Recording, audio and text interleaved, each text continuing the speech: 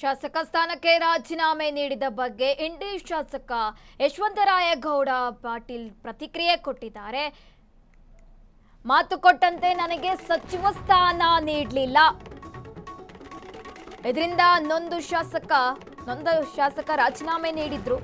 ರಾಜೀನಾಮೆಯನ್ನು ವಾಪಸ್ಸು ಪಡೆದಿದ್ದೇನೆ.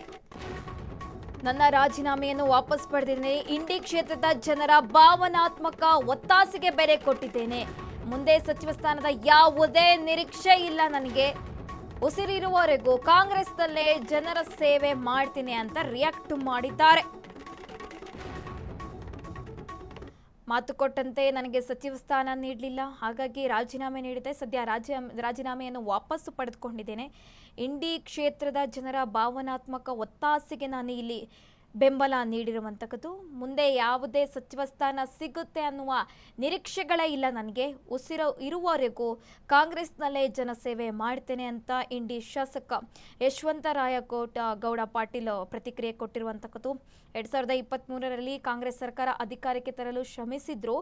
ಮಾತು ಕೊಟ್ಟಂತೆ ನನಗೆ ಸಚಿವ ಸ್ಥಾನ ನೀಡಲಿಲ್ಲ.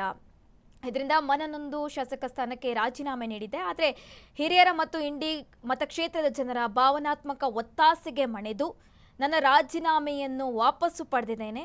ಇನ್ನು ಮುಂದೆ ಸಚಿವ ಸ್ಥಾನದ ಯಾವುದೇ ನಿರೀಕ್ಷೆ ಇಲ್ಲ. ಉಸಿರು ಇರುವವರೆಗೂ ಕೂಡ ಕಾಂಗ್ರೆಸ್ನಲ್ಲೇ ಎದ್ದು ಜನರ ಸೇವೆ ಮಾಡ್ತೇನೆ ಅಂತ ಹೇಳಿದ್ದಾರೆ.